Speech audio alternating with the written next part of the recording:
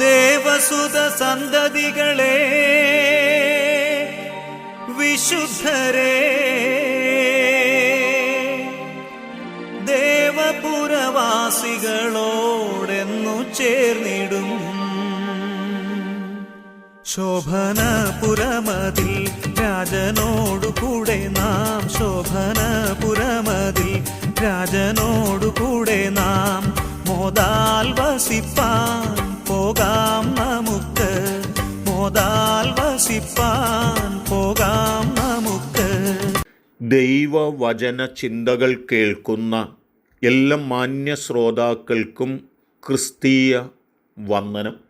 സദൃശവാക്യങ്ങളുടെ പുസ്തകം 2-ാം അധ്യായം 21-ാമത് വാക്യത്തിൽ നിഷ്കളങ്കന്മാർ അതിൽ ശേഷിച്ചിരിക്കും എന്നൊരു വചനമുണ്ട്.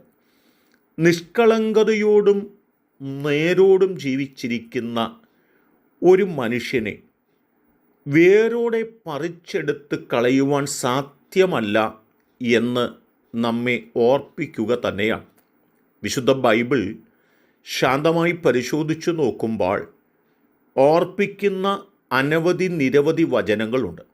ഒരു വൃക്ഷമായിരുന്നാൽ അതിനെ വെട്ടിയാലും അതിൽ നിന്ന് ഇളം കൊമ്പുകൾ മുളച്ചു വന്ന് വീണ്ടും വലിയ വൃക്ഷങ്ങളായിത്തീരുന്നതുപോലെ ഭക്തിയോടും നിഷ്കളങ്കതയോടും ജീവിക്കുന്ന ഒരു മനുഷ്യനെയും നിർമൂലമാക്കി കളയുവാൻ സാധ്യമല്ല. ഒരു ശേഷിപ്പിനെ ദൈവം വച്ചിട്ട് ദൈവം അനുഗ്രഹിപ്പാനിടയാകുമെന്ന് ഓർപ്പിക്കുക തന്നെയാണ്. നാം ഉൽപ്പത്തി പുസ്തകത്തിലേക്ക് കടന്നുപോയാൽ യോസേപ്പ് കുടുംബത്തിൻ്റെ മുമ്പിൽ, സഹോദരങ്ങളുടെ മുമ്പിൽ, ചാർച്ചക്കാരുടെ മുമ്പിൽ നിഷ്കളങ്കതയോടെയാണ് ജീവിച്ചത്. സ്വന്തം സഹോദരന്മാർ തന്നെ അവനെ ഇല്ലായ്മ ചെയ്യുവാൻ ആഗ്രഹിച്ചു. ഇശ്മായേലിയെ കച്ചവടക്കാർക്ക് വിറ്റുകളഞ്ഞതോടുകൂടി ആ അധ്യായം അടഞ്ഞു എന്ന് തോന്നി. എന്നാൽ അവനെ ദൈവം ശേഷിപ്പിച്ച് വെക്കുകയും പിന്നത്തേതിൽ ഈ സഹോദരന്മാർ യോസേപ്പിൻ്റെ മുൻപിൽ ക്ഷമയോടെ നിൽക്കേണ്ടി വരുന്ന കാലവുമുണ്ടായി എന്ന് പറയുമ്പോൾ നിഷ്കളങ്കതയോടെ ജീവിച്ച യോസേപ്പിനെ ദേശത്തു നിന്ന് പൂർണ്ണമായി തകർത്ത് കളയുവാൻ അവർക്ക് കഴിഞ്ഞില്ല. ദൈവം അവനെ ശേഷിപ്പിച്ചു എന്ന് ചുരുക്കം. ഇയ്യോബിൻ്റെ പുസ്തകത്തിലേക്ക് നാം കടന്നു വരുമ്പോഴും ഇയ്യോബ് എന്ന് പറയുന്ന മനുഷ്യൻ നിഷ്കളങ്കതയോടെ ജീവിച്ചുവെങ്കിലും പിശാചിന് തന്നോടുണ്ടായിരുന്നതായ വൈര്യം നിമിത്തം തന്നെ തകർത്ത് കളയുവാൻ ആഗ്രഹം തോന്നി.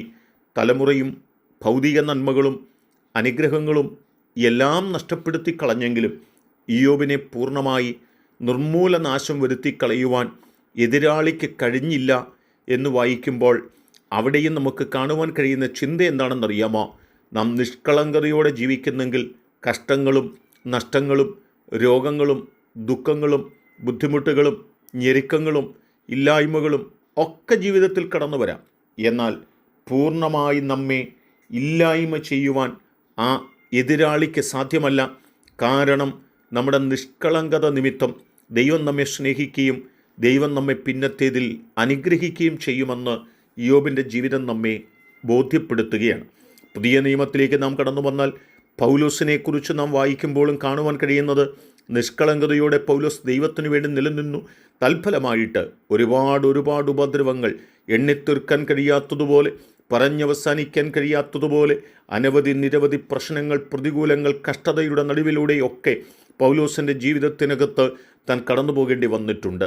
കാരാഗ്രഹത്തിലൊക്കെ തൻ്റെ ജീവിതകാലമെന്ന് പറയുന്നത് വളരെ ദുർഘടമായ സാഹചര്യങ്ങളായിരുന്നു. അപ്പോസ്തലപ്രവൃത്തികളുടെ പുസ്തകം 25, 26, 27 അധ്യായങ്ങളൊക്കെ നാം വായിക്കുമ്പോൾ പൗലോസിൻ്റെ ജീവിതത്തിൻ്റെ അവസാന നിമിഷങ്ങൾ ഇവിടെ എത്തുന്നോ എന്ന് തോന്നിപ്പോകുന്ന ഘട്ടങ്ങളുണ്ട്. 28-ാം അധ്യായത്തിലേക്കൊക്കെ നാം കടന്നു വരുമ്പോൾ ആ ഇഴജന്തു തന്നെ കടിച്ച് ഇവിടം കൊണ്ട് പൗലോസ് അവസാനിക്കപ്പെടുന്നു എന്ന് തോന്നുന്ന ഘട്ടങ്ങളുണ്ട്. എന്നാൽ ദൈവം എന്താണ് ചെയ്തത്? ദൈവം ചെയ്തത് നിഷ്കളങ്കതയോടെ ജീവിച്ചതായ പൗലോസിനെ ശേഷിപ്പിക്കുവാനിടയായി തീർന്നു എന്നുള്ളതാണ്. എന്നെ കേൾക്കുന്ന പ്രിയപ്പെട്ടവരെ, ജീവിതത്തിൽ നിഷ്കളങ്കതയോടെ ജീവിക്കുന്നുവെങ്കിൽ, ഹൃദയത്തിനകത്ത് കളങ്കമില്ലാതെ മായമില്ലാതെ നമുക്ക് ജീവിക്കുവാൻ കഴിയുന്നെങ്കിൽ യോസേപ്പിനെ പോലെ, ഇയ്യോബിനെ പോലെ, പൗലോസിനെ പോലെ നമ്മുടെ ജീവിതത്തിനകത്ത് നാം ദേശത്ത് നിലനിൽക്കുന്ന ഒരു കാലഘട്ടം, നമ്മെ പൂർണ്ണമായി ഇല്ലായ്മ ചെയ്യുവാൻ കഴിയാത്ത തലത്തിൽ ദൈവം നമ്മെ നിലനിർത്തുന്ന, ദൈവം നമ്മെ പിന്നത്തേതിൽ അനുഗ്രഹിക്കുന്ന ഒരു കാലമുണ്ടെന്ന് തിരിച്ചറിഞ്ഞ് നമുക്ക് ജീവിക്കാം. അതിനായി നമ്മെ സമർപ്പിക്കാം. ദൈവം നമ്മെ ഏവരെയും സഹായിക്കട്ടെ. കരുണയുള്ള ദൈവമേ, ഞങ്ങളുടെ ജീവിതത്തിനകത്ത് നിഷ്കളങ്കത കൈമുതലാക്കിക്കൊണ്ട് ഞങ്ങളുടെ ജീവിതത്തിൽ ജീവിപ്പാനായിട്ട്, അത് ഞങ്ങളുടെ നിലനിൽപ്പിന്, ഞങ്ങളുടെ പൂർണ്ണമായ നാശത്തിന് വിരോധമായി നിലനിൽക്കുന്നൊരു പശ്ചാത്തലത്തിന് നിഷ്കളങ്കതയോടെ ജീവിപ്പാൻ ഞങ്ങളെ പ്രാപ്തരാക്കണമേ. യോസേപ്പിനെ പോലെ, യോബിനെ പോലെ, പൗലോസിനെ പോലെ ഞങ്ങൾക്കായി തീരുവാൻ ഞങ്ങളെ പ്രാപ്തരാക്കണം. യേശു കർത്താവിൻ നാമത്തിൽ തന്നെ. ആമേൻ.